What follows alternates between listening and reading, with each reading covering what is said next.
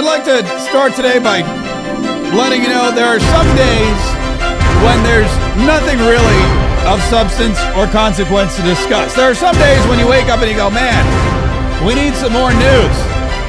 How am I gonna milk out an hour from these lame stories? Then there are other days where you're like, holy cow, stuff got to slow down.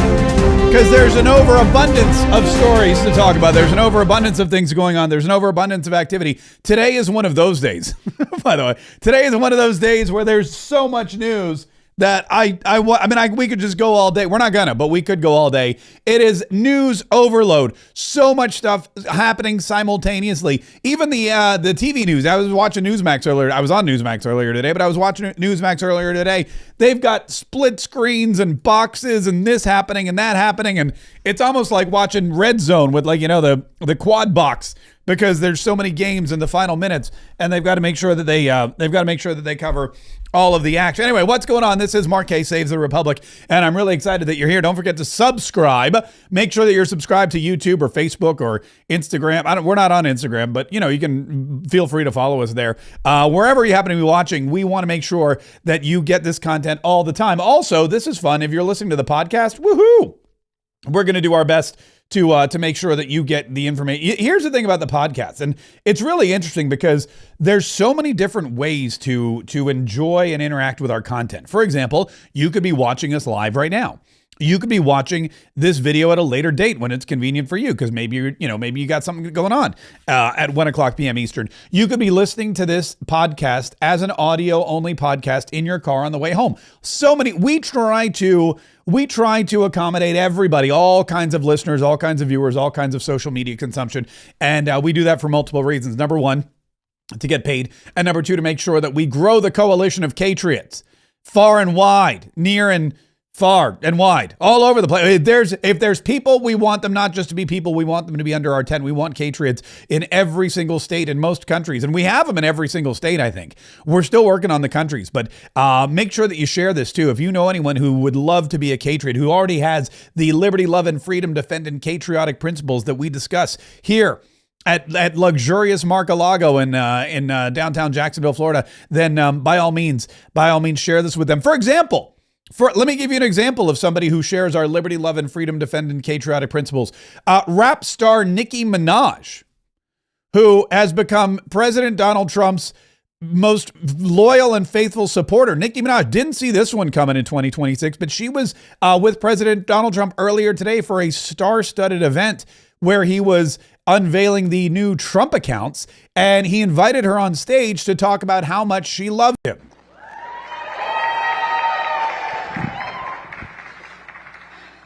Hello. Well, I don't know what to say, but I will say that I am probably the president's #1 fan. And that's not going to change. And the hate, or what people have to say, it does not affect me at all. It actually motivates me to support him more.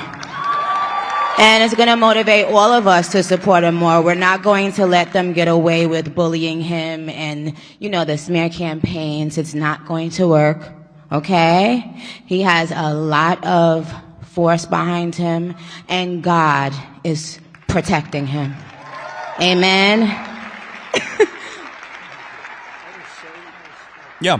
Let your haters be your motivators. That's what Nicki Minaj's message is when it comes to Donald Trump. Also, there's Kevin O'Leary, Mr. Wonderful's there. This is so surreal. Donald Trump is announcing the Trump accounts, and he's on stage with Kevin O'Leary from Shark Tank and Nicki Minaj from Nicki Minaj world, just from being Nicki Minaj. That was this morning. It was really, and then of course he talked about how great these Trump accounts are. Perhaps no provision of the great big beautiful bill will prove more consequential than Trump accounts. Under this program, the U.S. government will automatically create a tax-free investment account for every newborn American child. Something. Yeah, it's really amazing, and it could accumulate into a massive amount of wealth by the time they're 18 years old, which sets them up for success, not failure. Something I wish I had.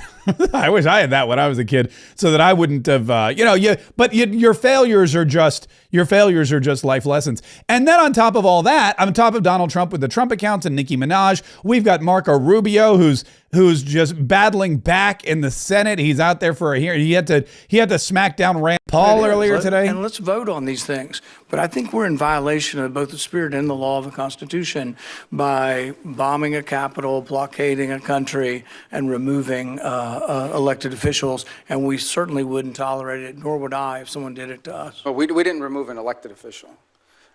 We removed someone who was not elected, and it was actually an indicted drug trafficker in the United States, and their system. Our laws, indicted under our laws. Look, Bolsonaro says that Da Silva is not really the president of Brazil. Our president said Biden wasn't really the president. Hillary Clinton said in 2016 Trump wasn't the president. So you have these arguments, and I agree with you. It probably was, and most likely was, most assuredly was a bad election. He wasn't really elected. But at the same time, if that's our predicate, and you don't have to come to us because it's a drug bust, we're just removing somebody, you can see where it leads to, and it leads to chaos. And that's why we have rules like the Constitution, so we don't get so far out there that presidents can do whatever they want. It is this check and balance. And I would argue for 70 years we've been going the wrong way. It isn't just this president, but it's a debate that I think is worth having. I don't know if Rand Paul's got like a cold or something like that, but he's got that raspy kind of full-throated voice. But Marco Rubio handing it to everybody. And then on top of that, wake up this morning to see that Ilhan Omar got sprayed. Secretary Kristi Noem must resign or face impeachment.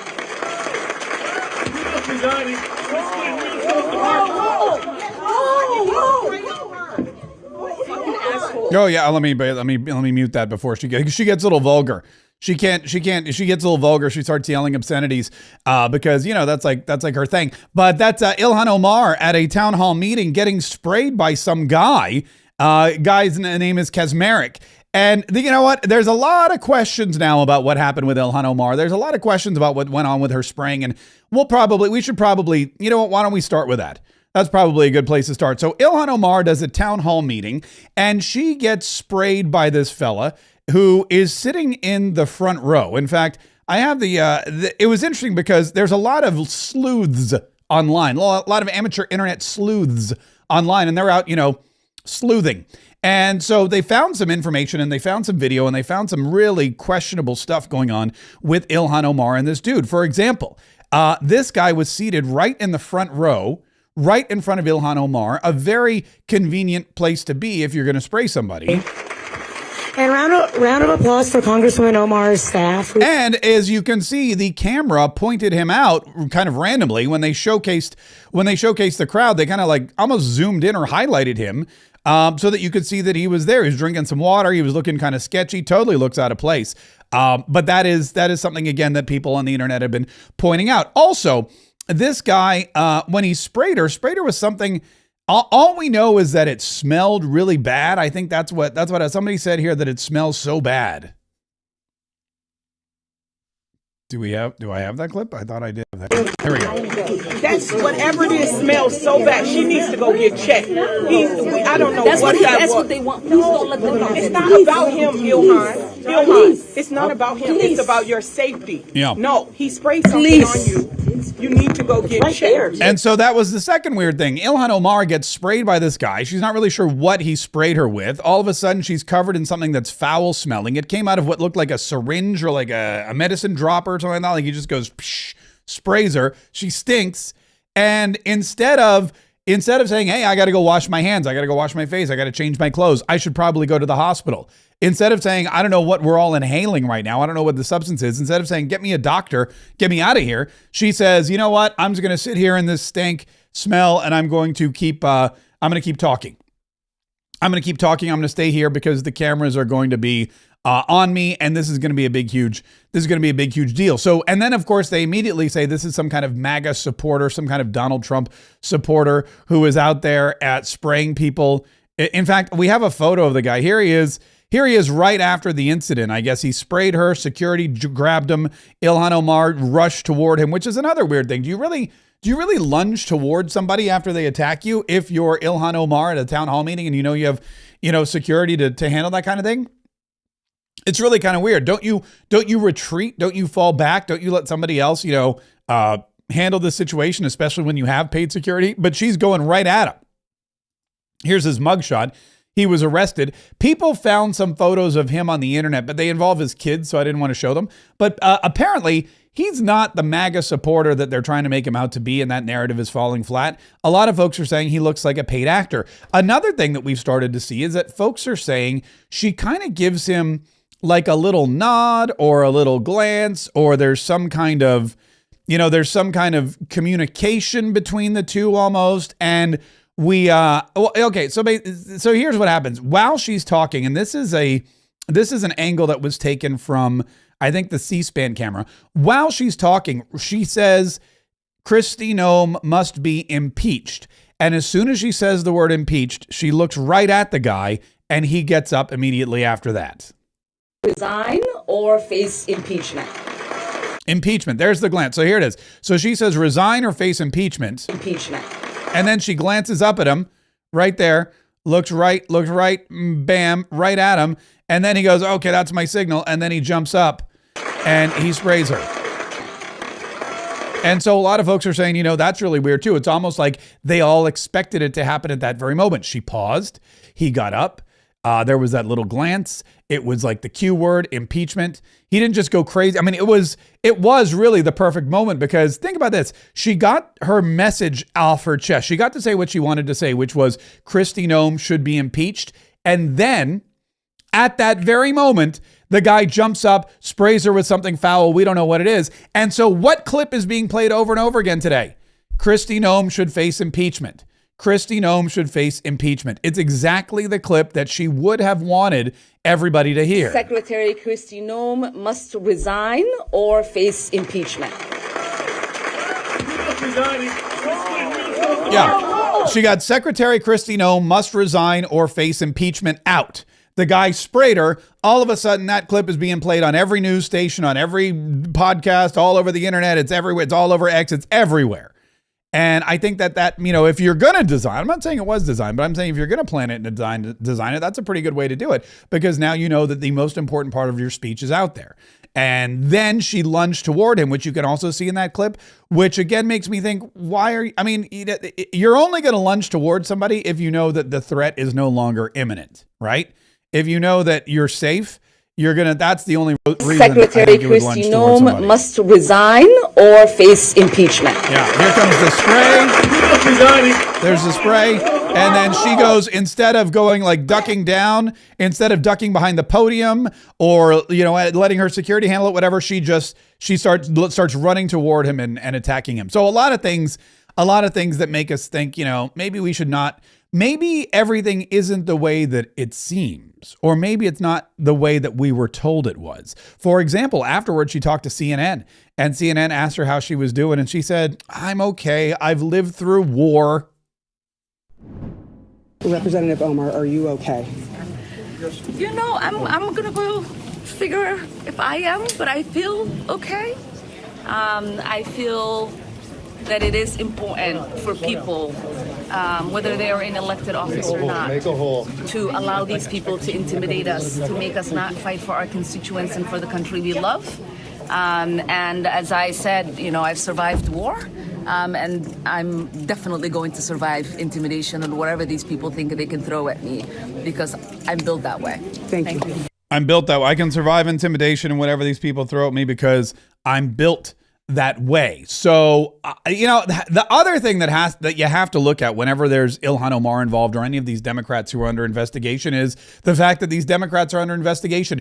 Isn't it amazing how when the Somali daycares and the Leering centers and the transportation centers and all these other fraudulent activities and businesses that were popping up around Minneapolis, isn't it amazing that after Nick Shirley blew the lid off of this scam, this multi-billion-dollar scam, isn't it amazing that that's the point in time when all of the anger erupted in Minneapolis, Minnesota, and there were ICE agents getting attacked and people getting shot, and it was just mayhem every single night. Isn't that amazing that it kind of took the wind out of Nick Shirley's sails? Isn't it amazing? You no longer really heard about the Leering centers or the FBI raiding these places, and all of the investigations kind of took a backseat because everyone was all up in arms about ICE.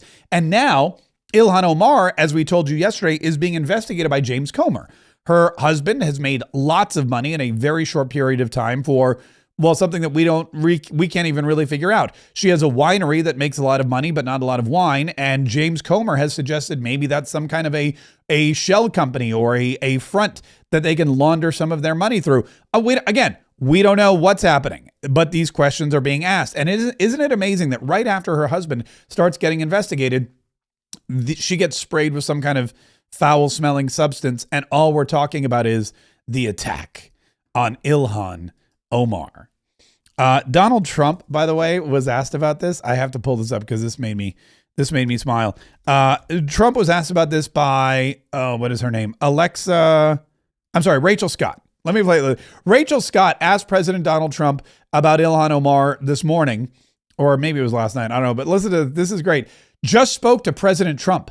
I asked him if he had seen the video of Rep. Omar being attacked and sprayed by a substance. He said, quote, "No, I don't think about her. I think she's a fraud. I really don't think about that. She probably had herself sprayed knowing her," the president said.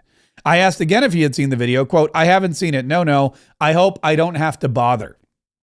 Donald Trump, before even seeing the video, called her out as a fraud. Donald Trump, before even seeing the video, said she probably sprayed herself. Donald Trump, before even seeing the video, knows what kind of a person Ilhan Omar is, and has no place for it. He's like, I have no place for people like that. She probably sprayed herself. She probably had herself sprayed. She's a fraud, I tell you. She's a fraud.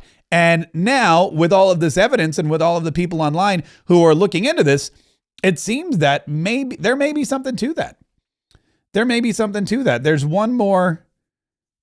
Is there one more? Here's the photo. I zoomed in earlier to see what it was, but this photo is much better. You can see it is kind of like a medicine dropper, and it's got some kind of orange substance in it.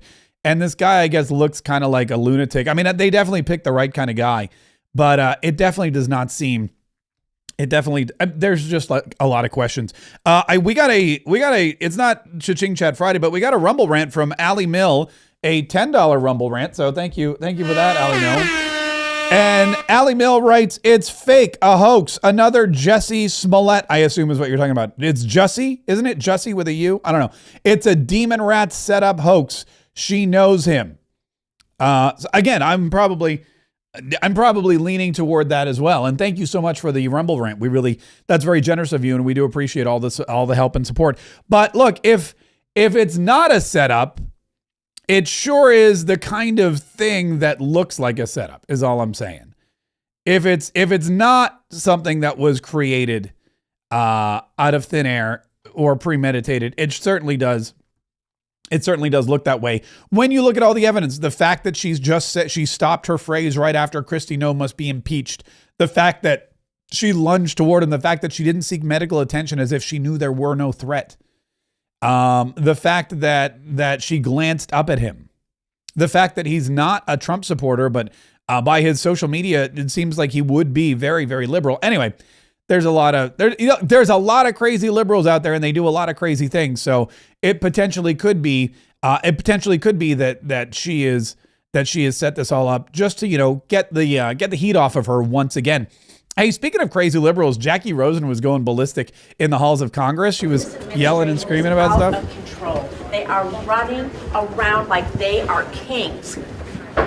They're blowing up ships, boats, everywhere. They go in, they steal people out, steal them in. You have to clear the hallway. Members of the press. Sorry, I don't want anyone to fall backwards and then go over. And so they are running roughshod through our own country and through others, and Donald Trump and his cruel, tyrannical cabinet are out of control. And Marco Rubio, jobs of everything and oversight of nothing.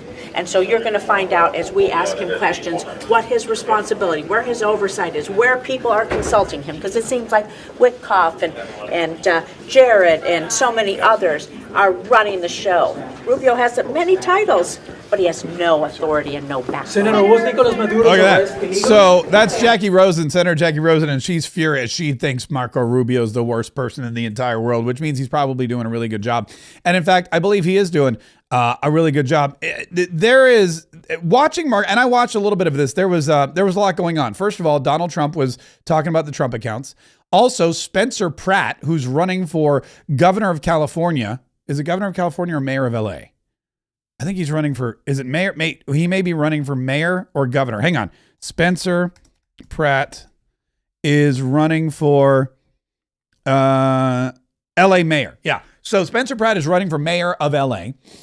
He was on The View. So I'm flipping back and forth between Donald Trump talking about the Trump accounts, Spencer Pratt talking about LA on The View, and of course Marco Rubio getting grilled on the floor of the Senate. But I got to tell you, Marco Rubio, from what I saw, this guy he's amazing. He has an answer for everything. He knows everything. They tried to trip him up, and they just couldn't do it. And we played you the Rand Paul clip, but here's a little bit more Marco Rubio. If these ships and these assets were deployed in the Indo-Pacific or in the Mediterranean or in the Middle East somewhere, no one would blink an eye. They say, well, that's normal. That's what we always do. The fact that they were deployed in the Western Hemisphere was a shock to everybody because we haven't done it. In fact, according to Southcom, they've rarely have ever had assets permanently deployed to them. They may have been transiting through at some point, but not permanently deployed, to deal with a very acute matter. And that is, and these are, these things become interrelated here at some point, but they are separate in many ways. And it's part of what I was trying to explain to Senator Duckworth. We have a real reality in our region of these transnational criminal terrorist organizations that in many cases possess weapons that you ascribe to a nation state, not to a gang, who pose a grave threat to the national security of the United States, but also to the stability of the region. If you walk through the region, what is the primary threat in Colombia? Transnational criminal organizations. What is the threat to Mexico? What is the threat to the Caribbean basin? These groups have to be confronted. They have to be confronted forcefully. What's the threat in Haiti? To systemic collapse. And that is these criminal gangs that basically control territory and threaten the ability to even form a government there in that regard. So it's endemic throughout the region, and it ultimately impacts the United States through mass migration, through drug trafficking, and other related criminal organizations. And so we need to have a force posture that can confront that, and that can provide assistance in conjunction with other partners. We also need more countries that are willing to cooperate with us and collaboratively work on these things, the way Ecuador is now doing, the way El Salvador has done, the way Trinidad and Jamaica and other countries, the way we historically have done with Colombia, by the way, and continue to do in many respects. So we hope Venezuela will be one of those. Imagine if a future, or even the current interim authorities, or a future. All right, and he goes on and on. I mean, he does get the point across. He's probably one of the most well-suited secretaries of state we've ever had. The reason is because he was in the Senate for so long, so he knows how to deal with the Senate, but also because he is so even-keeled and well-liked internationally, and because he has, I don't know where he got this experience, but he just seems to be almost born for this particular job. And it's almost a shame to have him be vice president if he's running with J.D. Vance, because the way he handles some of these senators, like Tammy Duckworth, for example, she's crazy as it is, but he doesn't stand for it. The president already said that he was ready to put American troops in Venezuela again. So we're at war right now. So if things don't go well with the Chavistas you've empowered, when did the president say he was going to put troops in Venezuela? A military option, what is your criteria for returning to a military option and putting boots on? Well, I don't recall the president saying he was going to put troops in Venezuela. Where did he say that? I'm asking you, what are your... But that's what you said. I didn't remember the president has already said that he was ready to put American troops in Venezuela. No, I think the president has said that he retains the right as commander-in-chief to protect the United States against any imminent threats. Maybe that involves troops, maybe that involves air power. We hope, but we don't anticipate that being the case in Venezuela. I worry that you are playing fast and loose with our nation's Well, I just gave you testimony here. I just want to conclude by saying... Yeah, but I just gave you testimony of how well things are moving forward, not as fast as everybody would like. Yeah, but you also said that in 6 or 9 months, if things don't go well, you're going to have to do something else. And the president's already said that he's not ruled out the military option. And you've also just said that, yes, we are at war. The president has wartime powers. But every president retains the power to use military to protect. So it's reasonable for me to ask you... And I gave you a very specific example. Every president retains the right to defend the United States against an imminent threat. Yes, if there are just give you an example, Iranian drones. Yeah, and then she goes, in fact, J.D. Vance Vice President J.D. Vance posted on X one of the back and forth. He wrote, this is great. Watching Tammy Duckworth obsessively interrupt Marco Rubio during this hearing is like watching Forrest Gump argue with Isaac Newton. Seeing what's in the realm of the Department of State. Well, I think your questions are better directed at the Department of Justice. Enemies Act, but I would tell you which is that, a wartime, which is something that but you're asking me a question that's, can be invoked during wartime. But you're It's asking only me a been question invoked during the War of 1812, World War I, and World War II. You're it's only asking been me a invoked 3 question. times, and this president is invoking it. Okay, you're asking me a question about the domestic application of a law that's best directed to the Department of Justice. It's no, not it a is complication. It's because you're very asking simple. me something to opine on something that's in the realm of the Department of Justice in terms of its domestic application. I can tell you that the United States is most certainly confronting terrorist and criminal organizations operating in our hemisphere that pose a grave danger to the United States. Anyone who believes that gangs that flood our country with fentanyl or cocaine are not threats to the United States is not living in reality and certainly does not reflect the opinion of most Americans. The president already said that he was ready to put American troops in Venezuela again. And that's where we picked up before. So that is Senator Tammy Duckworth trying to trip up Marco Rubio, but not really doing a good job. There was another back and forth. I want to say it was it Van Hollen or somebody else? And they said, I want you to pledge that you are not going to promote or work toward regime change in Cuba. And Marco Rubio said, regime change in Cuba? And he said, yeah, 100%. That's what we want. He goes, we want regime change in Cuba. That's all we hate the regime in Cuba. Regime change in Cuba, he said, would be great, not just for the Cubans, but for the Americans. In fact, everybody in the Western Hemisphere would benefit from regime change in Cuba. And we have a lot of agreements and trade agreements that can't even go into effect with the current regime. So if there were regime change, it would be the best thing that we could do. And of course, that's not what Senator Van Hollen or whoever it was wanted to hear. It's amazing how these Democrats keep saying and doing and trying things that are just ridiculous or bad policy or just failures. I mean, that's what Donald Trump actually said that about the Democrats. Yesterday, he was talking to Will Cain in Iowa after his speech. And he said, the Democrats, they just have horrible, horrible policy and it's bad for everyone. What will happen? What will happen if Democrats take the House? They'll probably try and impeach me. They'll say he went to Iowa and he spoke unfairly to people, and he's not supposed to do that. Let's impeach him, okay? And the people in Iowa say, how did he get impeached? He just did an interview with Will, who has very good ratings, okay? But they just did an interview with Will. Now, they'll find something. There'll be something, I made the wrong turn at an exit, and let's impeach him. No, they did that before. They impeached me on a perfect phone call. Turned out they impeached me twice. And by the way, I won the impeachments very easily and quickly. But they impeach. They're very nasty people. They have bad policy, really bad, but they do 2 things. They stick together, not stupid. Some are, because, that's true with everything, right? But they stick together, but they have really bad policy. Men and women's sports, transgender for everybody. So many things are so bad. And that's why the Democrats continue to just spin their wheels. And that's why the Democrats are in a position where they are, which is out of power and screaming and yelling that Donald Trump and his administration are a bunch of kings running around bombing ships and boats and all kinds of other crazy stuff. Like that. Chuck Schumer, by the way, is adding his name finally. It's amazing. Chuck Schumer, supposedly the leader of the Democrat Party. Because when you look at the Democrat Party, and this is how sad it is, they have the technical political leadership, and the highest ranking Democrat in the country right now is Chuck Schumer. The Senate minority leader is the highest ranking position that the Democrats currently hold. After that, it's Senate minority leader, which is Hakeem Jeffries. So when you look at the national scope of the Democrat Party, you have Hakeem Jeffries and Chuck Schumer. No, I mean, those are the actual elected leaders of the party. No wonder they're in such dire straits. No wonder they're doing so poorly. And then of course you have the I guess you would say the leaders, the spiritual leaders of the Democrat Party, or the leaders of the the outspoken leaders, not official leaders, but they are the leaders of the resistance. And that includes people like AOC and Ilhan Omar and Rashida Tlaib and Jasmine Crockett and all these other loudmouth babes. And so between those 2 factions, they are hell-bent now on getting rid of Kristi Noem. That's their new target. And they feel like by Greg Bovino. And Donald Trump mentioned Greg Bovino again yesterday too. He was asked, look, is Greg Bovino leaving? Is that a retreat? Is that a change of the policy according to ICE in Minneapolis, Minnesota? And Donald Trump said no. Is this a pullback? I don't think it's a pullback. It's a little bit of a change. Everybody in this room that has a business, you make little changes. Bovino's very good, but he's a pretty out there kind of a guy. And in some cases, that's good. Maybe it wasn't good here.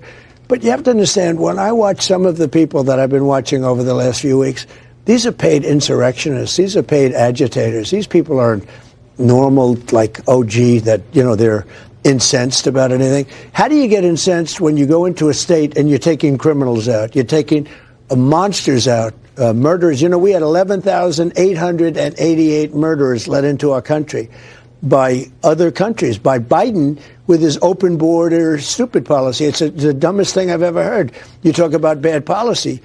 Open borders where people were coming, so the whole world, the Congo, Venezuela, all over the world, they're letting people in from their prisons and they're feeding them into the United States. And they're murderers and they're drug dealers and they're everything else you can think of, every bad name you can think of. And they let them in by the millions. We closed the border. We have nobody coming into our country anymore. Yeah, literally nobody. And that's all a result of the team that President Donald Trump put together. And that includes Kristi Noem. Even though Ilhan Omar says she should be impeached, even though John Fetterman, remember John Fetterman from yesterday? Fetterman yesterday was all against, where was it? We had John Fetterman yesterday who was like, Kristi Noem needs to be fired immediately. John Fetterman siding with his party for a change, which is weird because typically he doesn't do that. Typically he kind of thinks for himself. But John Fetterman, here it is. Meantime, Democrat Senator John Fetterman, who previously voted to confirm Kristi Noem to her position, is calling on President Trump to fire the DHS secretary, saying, quote, she is betraying DHS's core mission and trashing your border security legacy.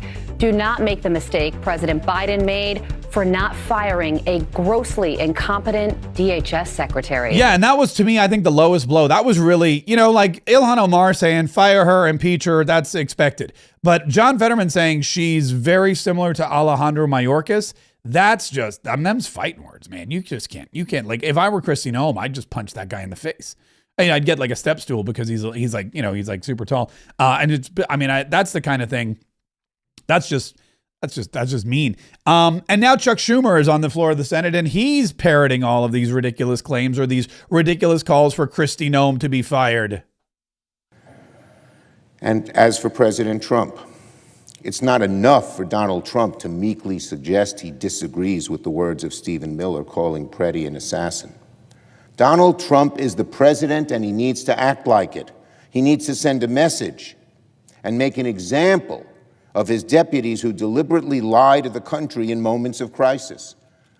But you can see, again, Donald Trump lies all the time. We see it every night on the news. And so all the people below him believe it's okay to lie too, even vicious lies like the one cast at Mr. Preddy. Instead of holding his own administration accountable for lying about Alex Preddy, Donald Trump continues to blame Alex Preddy for his own death. He said yesterday Preddy should not have been carrying a gun. The president seems to have forgotten the words of the Second Amendment, quote, the right of the people to keep and bear arms shall not be infringed. It'd be interesting if they act. I'm sorry, Chuck Schumer quoting the Second Amendment. I just can't get behind that. But the fact of the matter is, he's basically now taking cues from his party. He didn't lead the charge on Kristi Noem. He realizes that the actual people that people listen to in the Democrat Party, the Fettermans, the Ilhan Omars, the vocal, annoying, loud mouthpieces, they're the ones that are calling for Kristi Noem to be impeached. They're the ones that are calling for Kristi Noem to be fired. And so he better jump on it. He's like, oh, you know what? I'm going to be way behind. I'm supposed to be the leader of my party. So I've got to get, in front of these folks, but they've already beaten him to the chase. It's really kind of sad and pathetic and funny. And Donald Trump just continues to, first of all, Kristi Noem has his full support. He told reporters outside of the White House when he was headed to Iowa, yeah, she's doing great. I am, yeah. I think she's doing a very good job. The border is totally secure. You forget. we had a border that I inherited where millions of people were coming through. Now we have a border where no one is coming through. They come into our country only legally. So you have to remember those things. You know, people forget as soon as you accomplish something, it goes into history, and nobody ever wants to talk about it. We had a border that caused all of this problem. Biden caused, and the Democrats caused this problem. They allowed tens of millions of people to come in. Many of them were murderers. Many were drug dealers, drug addicts, people from mental institutions. They allowed these people to violate our country, to come into our country. And that's what we're talking about. So if you remember, we had a horrible border, the worst border we've ever had, ever in history. People were flowing through by, we think, 25 million people, not to mention drugs and everything else. And that border is absolutely closed. And he says, look, it's because of Kristi Noem, Department of Homeland Security. She came in and she closed the border. Tom Homan, who's been deporting people left, right, and center, the border czar. And then, of course, Greg Bovino, who's in charge of the Border Patrol. These are the people that got us to a place right now where we are safe and secure, and we've gotten rid of all the illegals, and the border is not porous anymore. Nobody's coming in through the border anymore. So, you know, hip, hip, hooray, huzzah, we did it. And I'm not going to throw these people under the bus. He's like, these people have my full support. Yeah, Greg Bovino wasn't right for Minneapolis. Fine, we're going to make a change.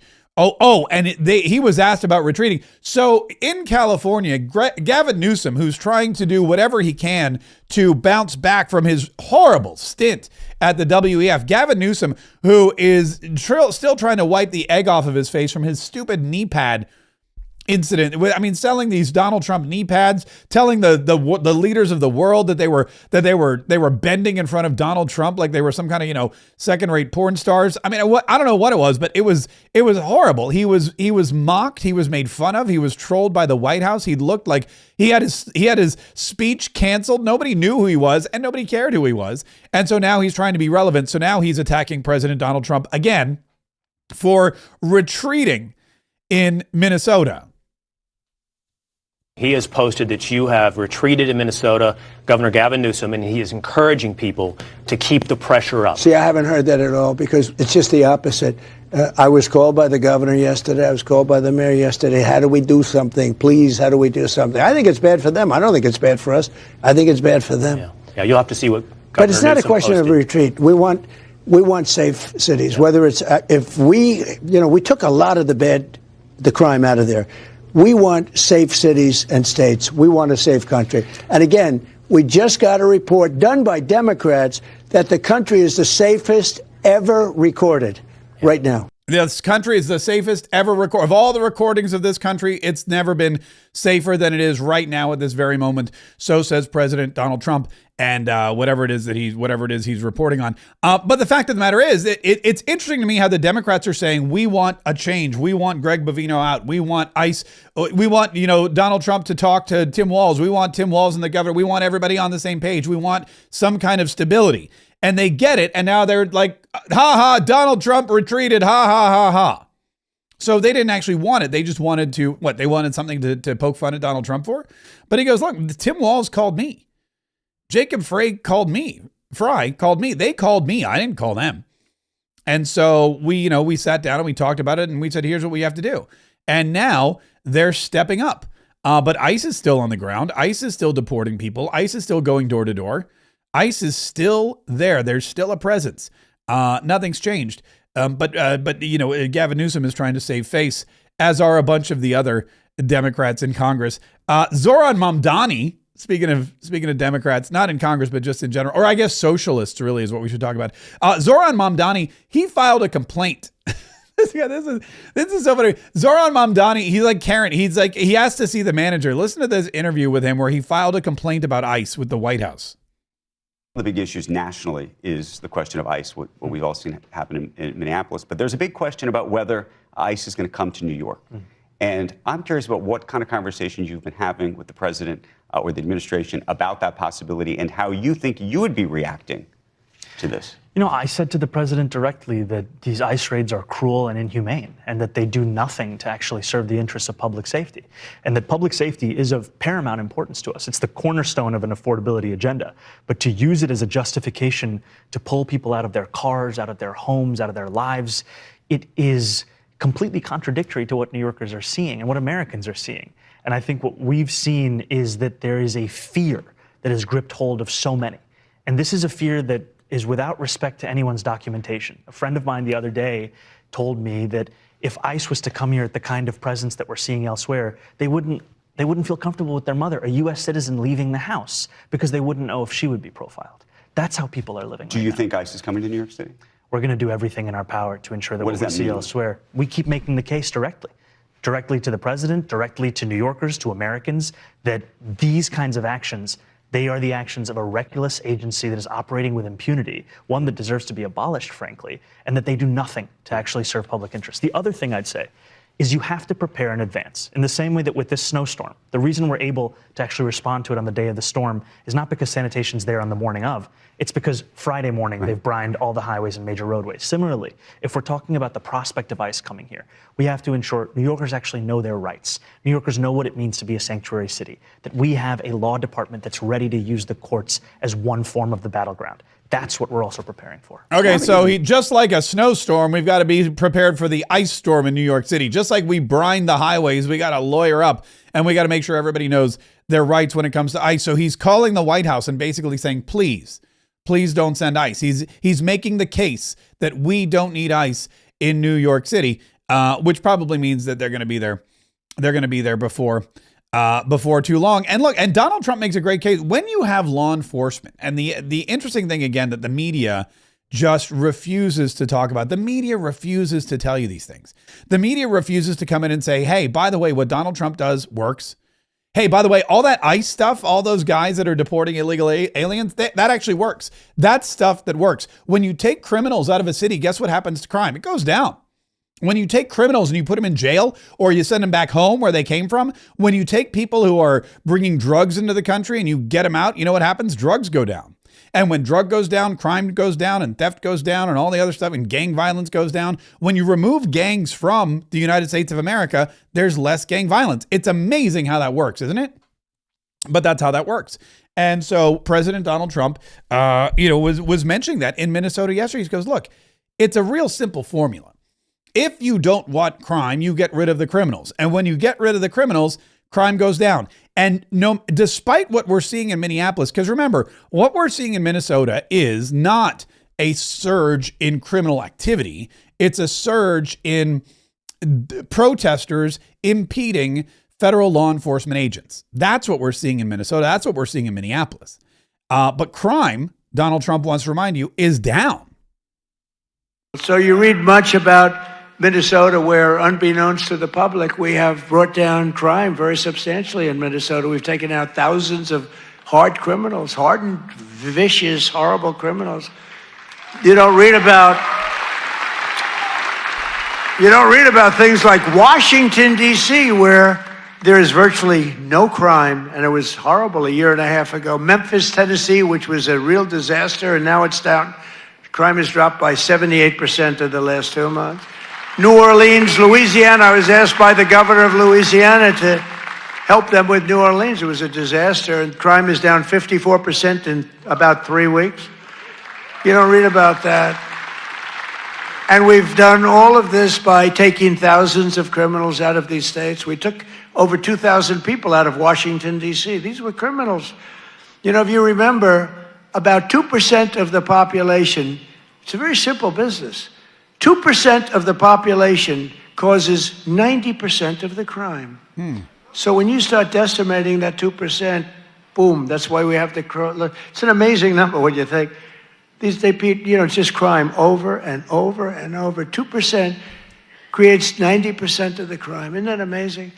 It's not that complicated, is it? In 1 year, we've achieved the largest drop in the murder rate in the history of our country. Drug overdose deaths are down by 21%, the largest drop ever recorded. Yeah. And so President Donald Trump is saying, look, here's the deal. we got to make sure that we're getting rid of the criminals, because when we get rid of the criminals, we get rid of the crime. And it's happened over and over and over again in city after city after city.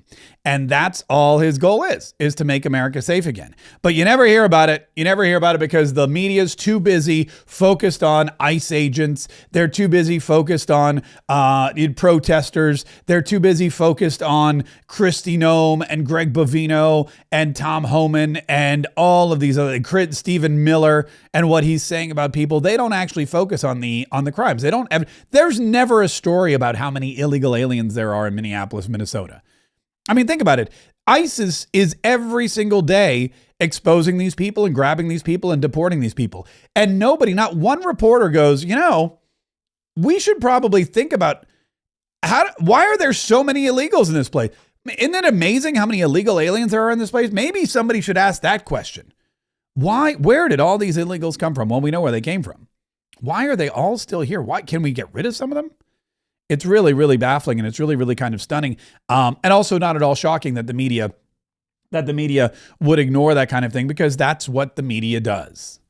I'll be honest with you, if it weren't for social media, you wouldn't even really know what was going on. If it weren't for X or Twitter, or whatever you want to call it, you wouldn't know half of the things that are happening. For example, there was a guy who is running for attorney general in Ohio. Is it attorney general? Yeah. And he said he was going to kill President Donald Trump. I didn't see anything about this on the news. Watch. Hi, this is Elliot Forehand, candidate for Ohio Attorney General. I want to tell you what I mean when I say that I am going to kill Donald Trump. Okay. I think we all know what that means, right? I am going to kill Donald Trump. Yeah. So this guy's running for attorney general. Now, keep in mind, attorney general of the state of Ohio is the number one highest position for law enforcement in a state. The attorney general of the state of Ohio, this is the guy whose job it is to help convict criminals and send them away. And this guy is actually running on a platform of committing capital crimes. Now, he tries to speak it away, or he tries to talk it back, but listen to his lame explanation. I mean, I'm going to obtain a conviction rendered by a jury of his peers at a standard of proof beyond a reasonable doubt, based on evidence presented at a trial conducted in accordance with the requirements of due process, resulting in a sentence duly executed of capital punishment. That is what I mean when I say that I'm going to kill Donald Trump. Now, I don't know why he thought this was a good idea, but I guess he's saying he has evidence, or he's going to find evidence, and he's going to try President Donald Trump in Ohio, and somehow he's going to find him guilty, or the jury will find him guilty, and he'll be convicted to death. Or, I mean, is that what, we should probably watch this one more time just to be sure. I just want to make sure I know what this clown is actually, what he's actually suggesting when he says he's going to kill President Donald Trump. Where is my clip? Here we go. Hi, this is Elliot Forehand, candidate for Ohio Attorney General. Hi. I want to tell you what I mean when I say that I am going to kill Donald Trump. I mean, I'm going to obtain a conviction rendered by a jury of his peers at a standard of proof beyond a reasonable doubt, based on evidence presented at a trial conducted in accordance with the requirements of due process, resulting in a sentence duly executed of capital punishment. That is what I mean when I say that I'm going to kill Donald Trump. So that's his platform. The attorney general is running in Ohio, a red state. I'd like to point out, it's a red state, and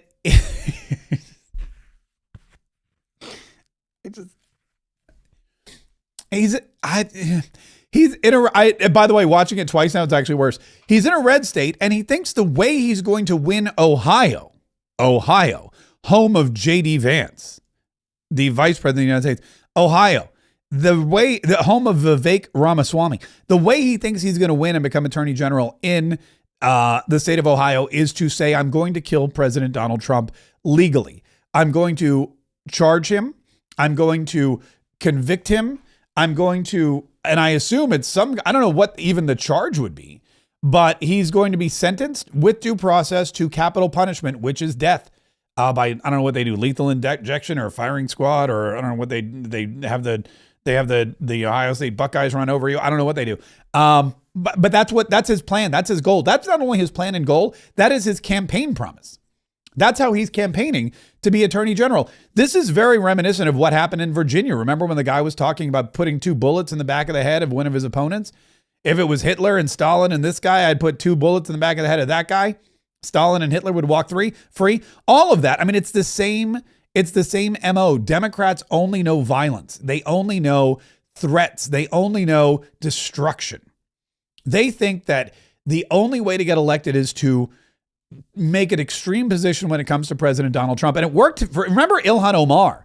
Rashida Tlaib. Rashida Tlaib, when she ran in Michigan years ago, when Donald Trump was president, she was elected because she said, I'm going to impeach Donald Trump. That was it. She didn't have any other platform. She didn't say anything about the people of Michigan. She just said, I'm going to impeach President Donald Trump. And when she got elected, when she won, she had a big party at some bar in Michigan, and they went, into the basement. She got up to give her speech, and she said, I'd like to thank everybody. We won. She goes, now let's go impeach that mother father.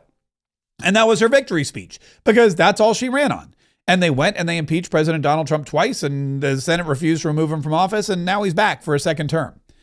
And so now you have this guy going, well, how am I going to get elected attorney general? I'll just say I'm going to kill Donald Trump, but it'll be okay, because I'm not talking about like murder. I'm not talking about like Butler, Pennsylvania, kill him.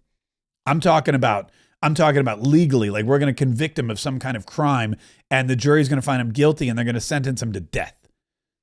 What did Donald Trump do? What crime has he committed? I imagine it would have to have been murder. Has Donald Trump murdered somebody that we didn't know about? It's really, really bizarre. It's really, really weird. And it's really, really odd that these people just keep doing it, man. I mean, how are you going to go ahead and how are you going to win like that? You're going to end up in jail. I imagine that he's getting a call from the Secret Service right now. I imagine that the FBI is probably investigating. I imagine the State Bureau of the FEC, Federal Election Commission, everybody should be investigating this guy right now, because that is an open threat on the president of the United States of America by a candidate for office in Ohio. That is just weird. That is just weird. Anyway, President Donald Trump totally unfazed by it. He's doing fantastic. He's running around. He's talking about the Trump accounts and this first generation of students who are going to be just rolling in dough, apparently, because of the Trump accounts. To celebrate a thrilling new milestone for America, the first generation of Trump account children. For the first time ever, we're going to give every newborn American child a financial stake in the future, head start at life, and a fair shot at the American dream, something people don't talk about so much, at least not for the last 4 years they haven't been, but now they're talking about it big. This last period of time, it's been unbelievable. You see what's going on with our economy, the tremendous investments that's been made in our country. We have over $18 trillion coming in. The most, I think, was 3. That was 10 years ago, another country, not even our country.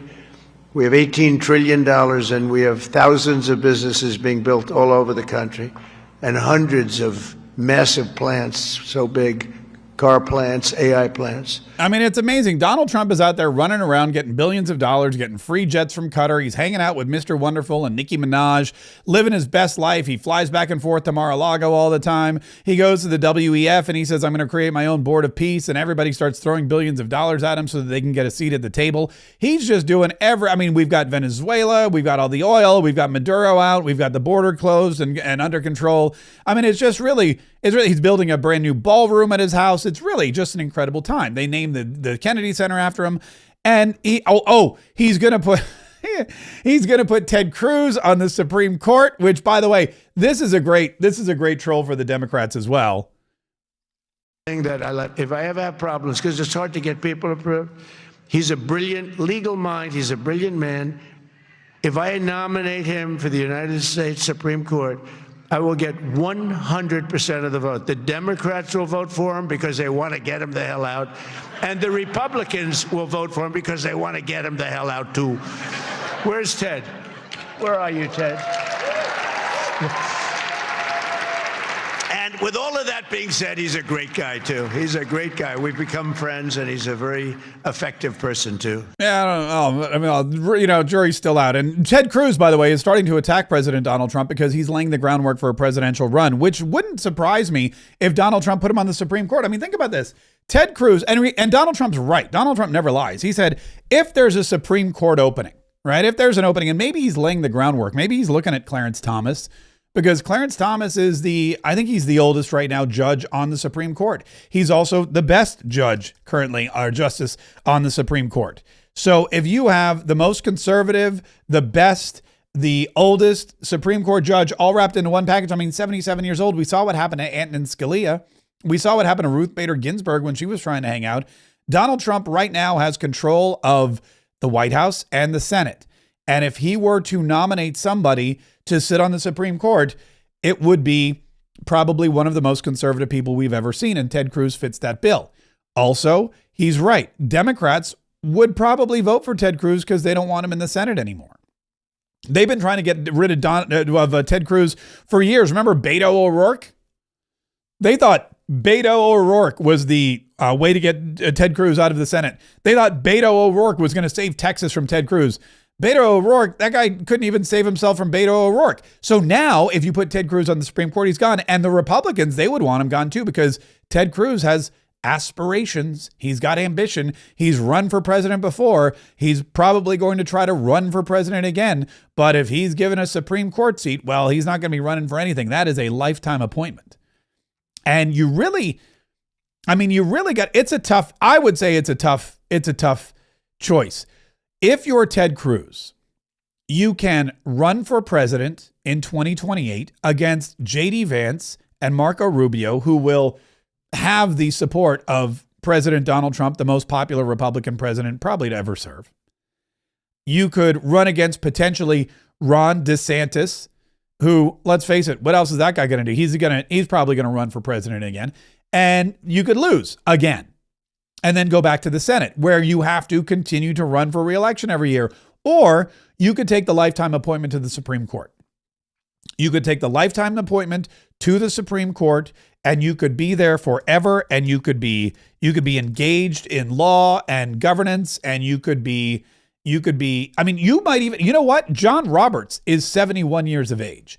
Maybe John Roberts is looking to retire. You could then be Chief Justice of the United States Supreme Court. Maybe that's the play. Maybe that's what he's waiting for. Maybe you got to get John Roberts off of the bench. And if John Roberts retires, then you can move in Ted Cruz as Chief Justice, and then Clarence Thomas can go, and then you can find somebody else who's equally as conservative. I don't know what it is, but if it were me, I would take the lifetime appointment to the Supreme Court. 100%. Way less work, way less pressure. You can never be fired or voted out of office. It's just, to me, I think that's the way to go. I'm all for term limits when it comes to congressmen and senators, by the way. But the Supreme Court, there's a reason why they have lifetime appointments. There's a reason why they were given lifetime appointments, and it's so that they're uncorruptible.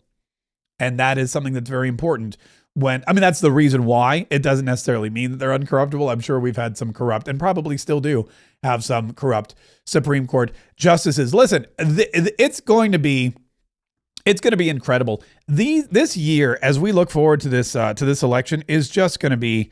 It's just going to be so much fun. We're ramping up on our end. We've got all these crazy stories about all these ridiculous people that are trying to get their name out so that they can try to get ahead in the election. And that's why you have all of these guys saying, or this one guy saying, "Oh, I'm going to kill Donald Trump. Here's how." I don't mean it the way you think I mean it. I mean it legally. There's a lot of noise out there, and you got to try to rise above it. You also want to make sure that you're protecting yourself too, because after the election and in an election year, things get volatile. It's there, your safety. Some people take their eye off the ball. A lot of people are out there campaigning. Congress has to go out and campaign. The Senate has to go out and campaign. And that leaves, sometimes there's not as many laws being passed.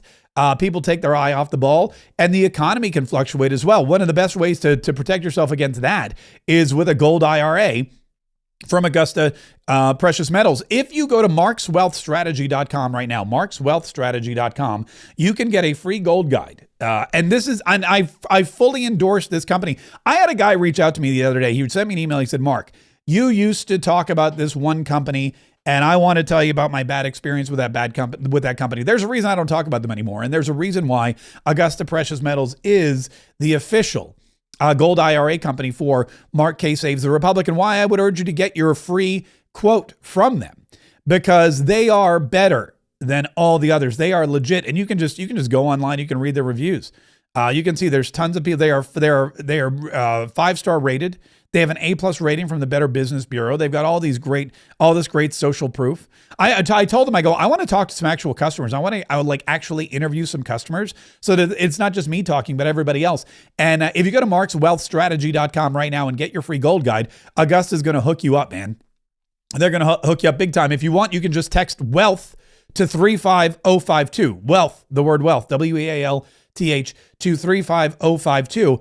And they'll get you the same information. Let them know you heard about it from me, Mark K. Everybody else, make sure you're subscribed to this channel. Make sure you're subscribed to the podcast. Make sure that you are constantly getting all the information and entertainment and inspiration and enlightenment that you need so that you can wake up every single day and know that the future is bright, that there is hope on the horizon, that no matter who attacks you, there are more of us than there are of them. And as long as we stick together, and as long as we continue to stay together, and as long as we work together, and as long as we fight together, we will, today and tomorrow and always, save the Republic.